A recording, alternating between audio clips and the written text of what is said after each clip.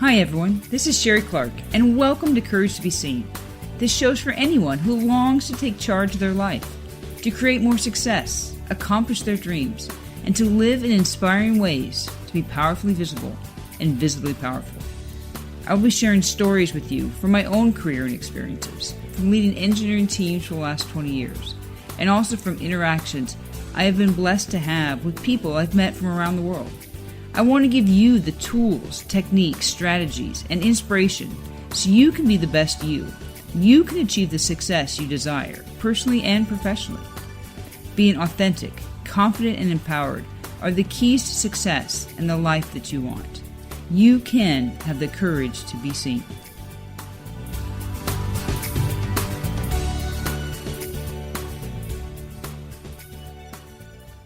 Hi, I'm Sherry Clark, and welcome to Courage to be Seen, my podcast to help you have more success in your life.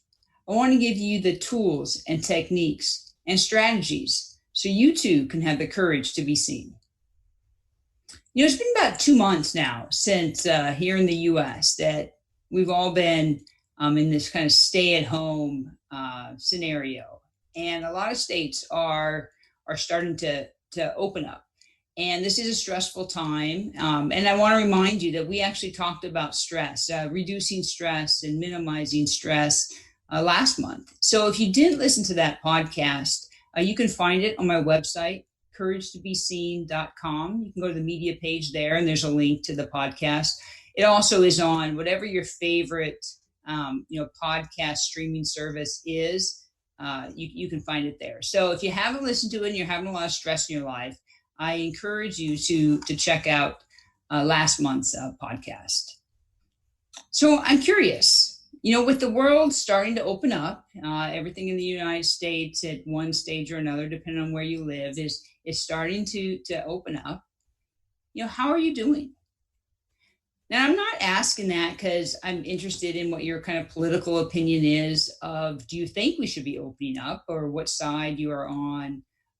Do you agree we should be opening up faster or slower? No, I'm really actually curious, how are you doing? How are you feeling? Are you overwhelmed? Do you think that you should be getting more done at this time? You might be shocked when you stop and think, wow, it's been 2 months and I really haven't got anything done. Are you getting stir crazy? Or you can't wait for things to open up? Or would you rather just stay at home for a while longer? You're kind of like your cocoon, your safety net.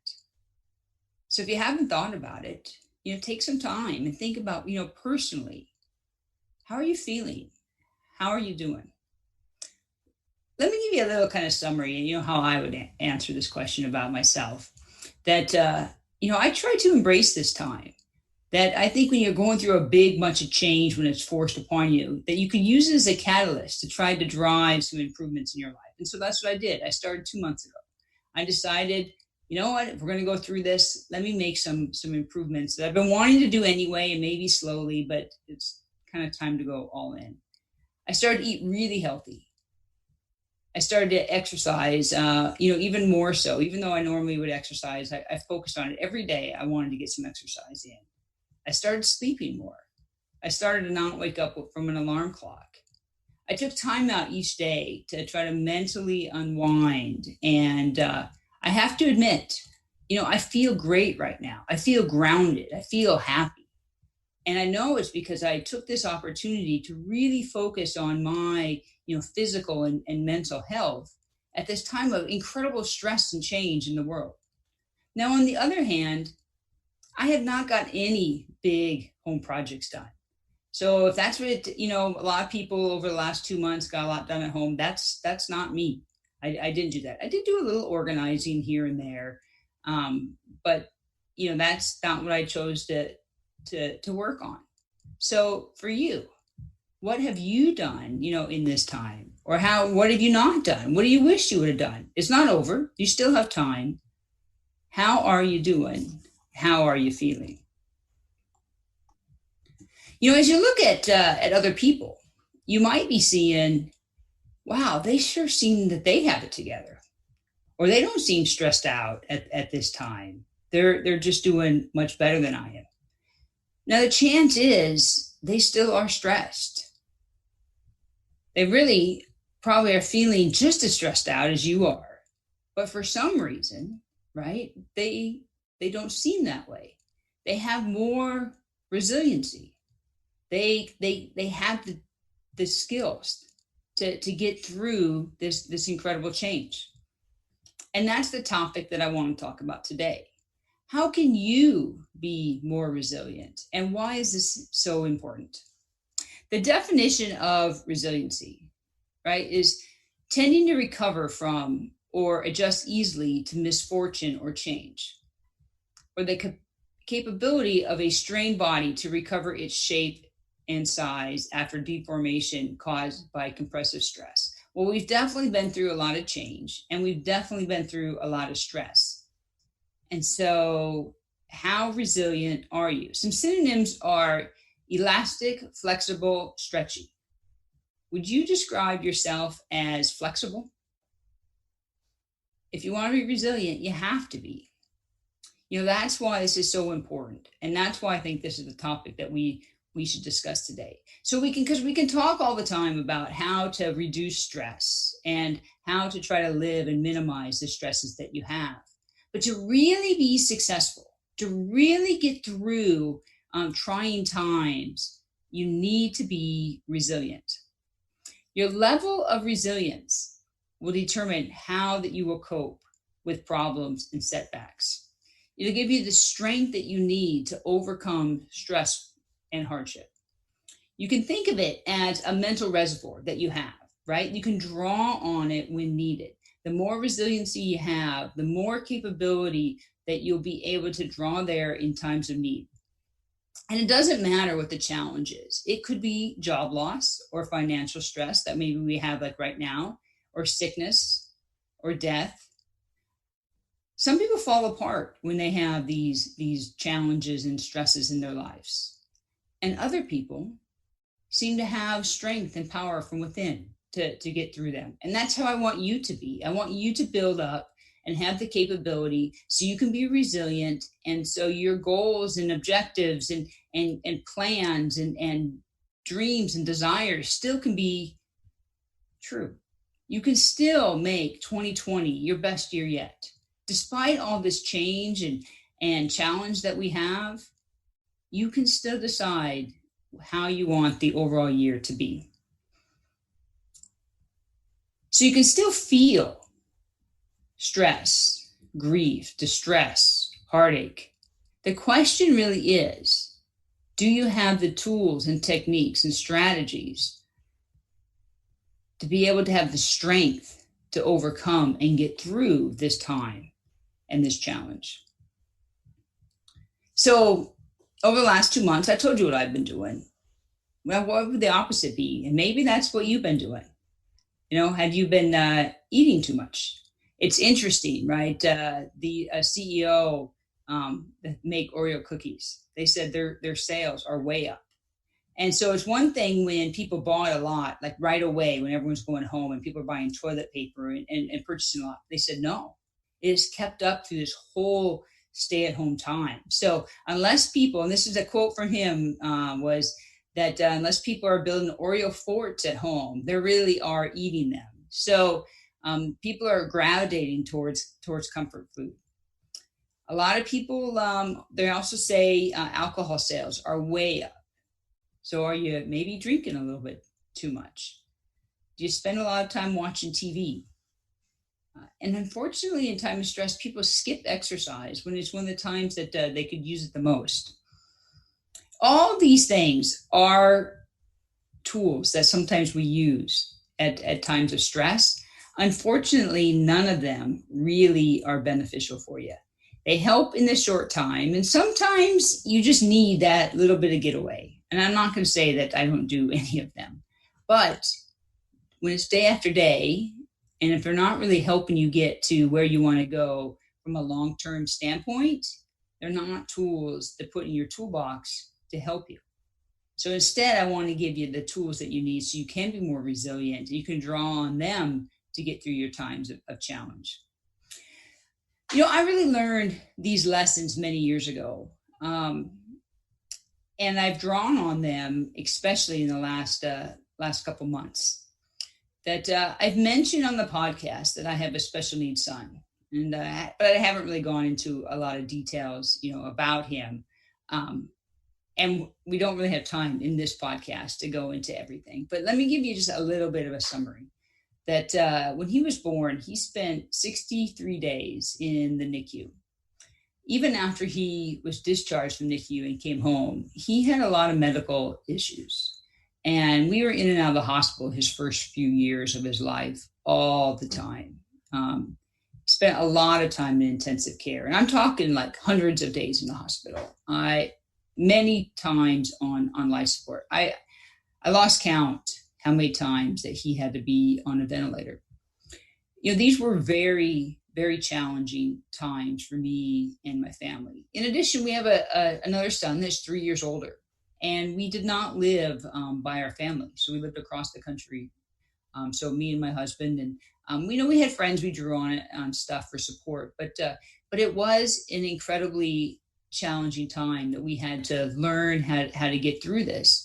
And the skills I learned to really survive then are the skills that I have found myself, especially in the last couple months, drawing on today. The good thing is we did survive it. We did get through it. And just a couple weeks ago, we celebrated my son's 16th birthday. So yes, it was very challenging his first few years, but life does get better, right? During this time though, where he was so sick and so in and out of the hospital, my husband and I, we had to make a decision how we were going to live our life. We could have put him in a bubble. We could have put my son in a bubble and tried to protect him from the world, like just kept him at home, no visitors, everything incredibly sterile and clean, and try to keep him from getting sick. That's not the life that we decided to live, though. We wanted our son to live life. We realized there were some risks to that, but we decided to go forward anyway. Now, we couldn't really fly with him because he had oxygen and TPN and all of his equipment, and we had a fifth wheel trailer, and we went camping a lot. So we just loaded his oxygen and all of his medical supplies into the trailer, and we went camping. My son didn't grow up knowing or feeling that he had special needs, because we wanted to give him every opportunity to live his life to the fullest. And that is how you live your life, resilient. That is, learning those lessons is what we are drawing on today, especially in this time of the COVID-19, because we're having to almost make kind of similar discussions of how much do we isolate our son. We don't want him to get this because we don't know what it would do to his lungs. And so when you go through that, you can draw on this in the future. So what my challenge to you is to choose, despite everything going on, to still make 2020 your best year yet. And so you may be feeling a lot of anxiety right now, and you can think of anxiety around the overestimate of danger and the underestimate of your ability to cope. So if you want to have less anxiety, you want to be more resilient, what we need to do is either to reduce your estimate of the danger or give you the tools so you can have the ability to cope. And that's what we're going to focus on. I'm going to give you a list of things that you can start working on to build your reservoir, to build that resilience that you can draw on in times that are challenging. So the first one is you need to have clear goals and direction. When you have a clear purpose to what you're doing, to your life, to your week, to your day, it's so much easier when you know what your actions should be and why. When you know and understand that purpose. When the challenges come up, it's easier to face them. It's easier to overcome. So the first thing I'm going to suggest, so you have clear goals and direction, is you need to write them down. Write down what your goal is, write down the action plan. Even write down what you intend, why you're taking the action. What will the outcome be? Now, when you have big goals and big actions, you really need to break them down so that way you can understand what a specific action, if you accomplish that, how it'll help you reach your goals. The more time you spend on this and write it down and have a clear plan, the easier when the challenges come up for you to stay on course because you understand why, you understand the purpose, and it's like, oh, here's the plan. Yeah, I understand there's a challenge, but you're going to keep working towards it.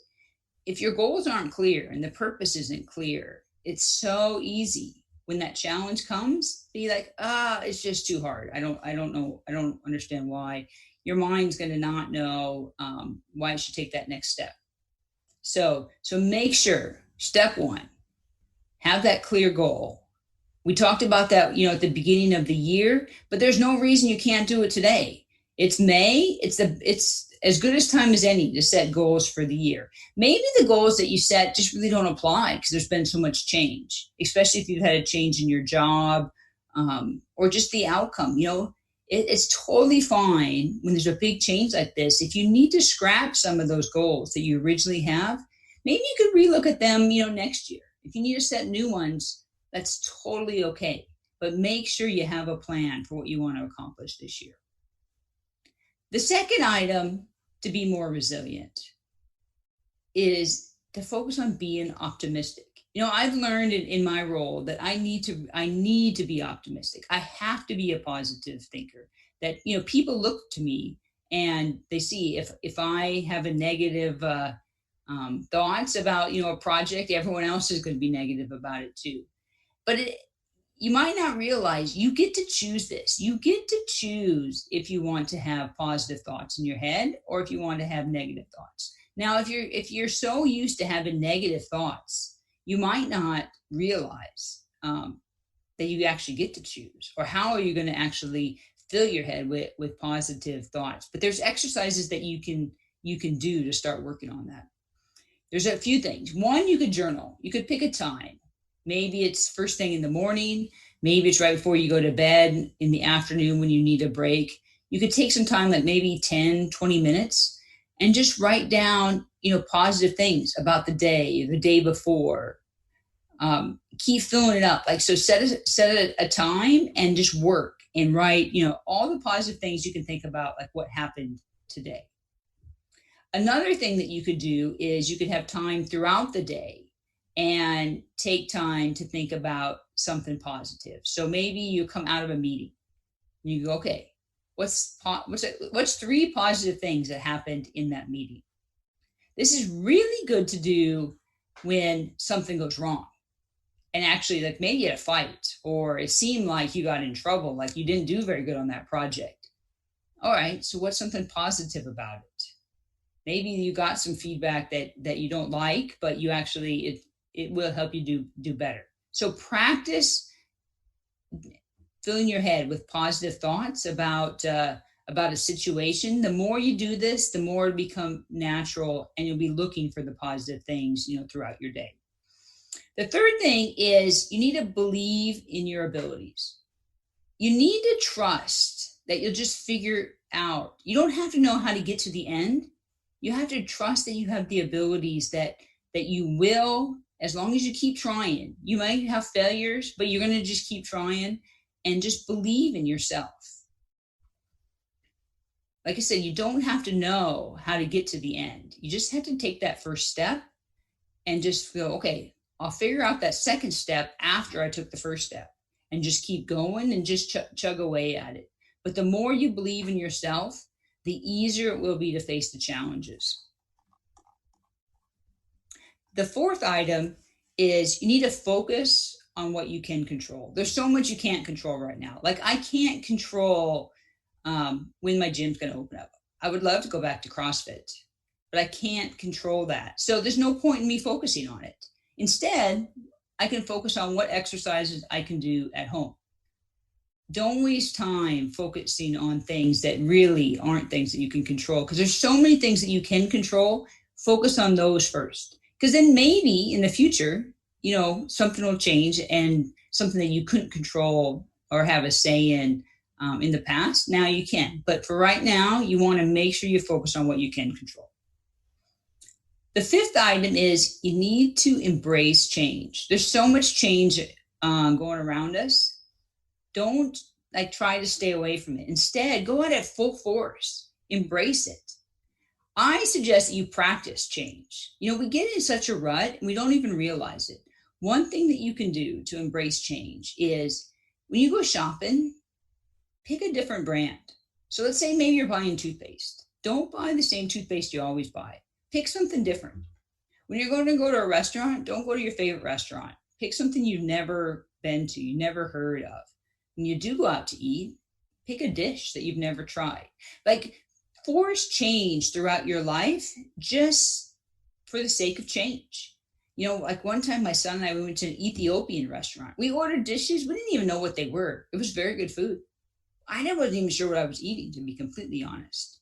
But those bits of changes, when you do them on a regular basis, I now hardly ever buy the same brand of shampoo twice in a row. Let's just change it up. Let's just practice, getting different things. Now there's a few things, of course, you love that certain brand, but don't let that be throughout your life. Find ways to practice embracing change, just if it is buying different brands, taking a different road home. There's all kinds of things you can do, but find ways to embrace change. The sixth item is have a strong network. You need to set up your network before you need it. And this needs to include your friends. It needs to include advisors, mentors, coaches. Maybe it's therapists that you might have to draw on. But I do recommend that you give first, you set up and maintain these relationships. And then when you need them, you could actually go to them for advice. You could go to them for help and for assistance. But if you don't have the network set up in advance, it won't work, because you can't try to set up and develop trust with somebody when you're really coming from a position of need. The seventh item is so important, and it's self-care. You need to take care of yourself. This is eating, sleeping, exercising, taking time out for yourself, getting a massage, bubble bath, taking time to meditate. You can't be going full force all the time. It's like a car. You can't have the accelerator all the way down and just think you're going to continue to drive that car. You have to be practicing to live your life more at half throttle. That way, occasionally you can rev your engine, you can go, but then you have to back off. You have to give your body, your mind a break. You have to take care of yourself to be resilient, or you won't have the strength to overcome the challenges in front of you. The eighth item is problem-solving skills. And you can practice these. You can practice by playing games. You can do games on the computer. You can practice, if you have to solve something for work, don't just think of one way to solve it. Say, hey, can I think of 5 or 10 different ways to solve this? When you read about something in the newspaper and you see someone solving, some problem that came up, you can say, is there any other ways I could think of to solve that? Not to second guess or to say I could do it better than them, but you need to practice solving problems. So that way, when problems come into your life, you're better at exercising those skills. The ninth item is understand the time frame. When it comes to being resilient, it's really helpful to know what kind of time are we talking about. That's one of the reasons why right now is so stressful, because we don't know the time frame. But when you don't know how long the overall time frame is, you could focus on today or this week. When my son was in the hospital, we would do that. We'd focus one day at a time. And when one day at a time was too tough, we'd focus on 1 hour. And when 1 hour sometimes became too tough, we would focus on this moment. And you focus on how you get through this moment. And then the next one. And those moments turn into hours, which turn into days and weeks and years. And we just celebrated his 16th birthday. So that's how it works. So make sure you're thinking about the right time frame, and that will help you be more resilient in whatever you're trying to overcome. The 10th item is you need to take action. You can't just sit there. You have to take some action. You have to, when you start taking action, you can learn and you can adjust if need be, but you want to take that first step. You don't just wait for things to happen. You need to start taking action. Find something that you can do today. Don't do it tomorrow or next week. Find something that you can start doing today. So these items, when you focus on working on them, they will build your capability to be more resilient. It's not something that you just know how to do. It's not something some people are born resilient and other ones aren't. But as you see, there's exercises that you can do. You can find out where your weaknesses are. Maybe you don't like change. So maybe you need to practice. One thing I did once is I donated like 80% of my entire wardrobe. And I went out and bought new clothes. This made me, embrace change. So let me just go through the list really quickly for you. Have goals and a clear direction. Be optimistic. 3, have belief in your own abilities. 4, focus on what you can control. 5, embrace change. 6, develop a strong network. 7, make sure you're taking care of your self-care. 8, practice your problem-solving skills. 9, understand the time frame of whatever issue or whatever challenge that you're trying to overcome. And 10, take action. Overall, you will be happier. And we all want to have more happiness in our lives. And if you practice these steps, they will get easier with time, and you will develop your level of resilience, and the challenges that you face will become easier. Not because you won't be stressed out, not because the challenges themselves are easier, but you will have the skills and you'll be more flexible and you'll be more resilient so you can overcome them. We can only be ourselves. And by embracing myself, I have learned to have the courage to be seen and develop more joy in my life. I want you to also, have the courage to be seen so you can experience the joy and the success in your own life. I invite you to check out my website, couragetobeseen.com. There you can find more information on my coaching program, the ACEs program. You also can find all my contact information. I post daily on Facebook and Instagram motivational quotes, so you can follow me on both those platforms, and you can get those to help you through, each day. If you enjoy this, I encourage you to subscribe to the podcast so that you get notification on future episodes. And thanks for listening, and I look forward to talking to you soon. Thanks so much for joining me today. I hope you've been inspired to take action on at least one thing starting today. To learn more, check out couragetobeseen.com. There you'll find my blog and additional resources, including you can download a copy of 10 Ways to Live a More Courageous Life. Thanks again for listening, and make sure you tune in next time to learn additional ways to have the courage to be seen in your own life.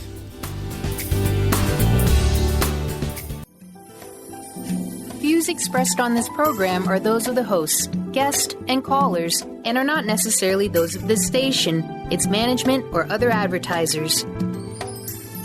You're listening to Transformation Talk Radio.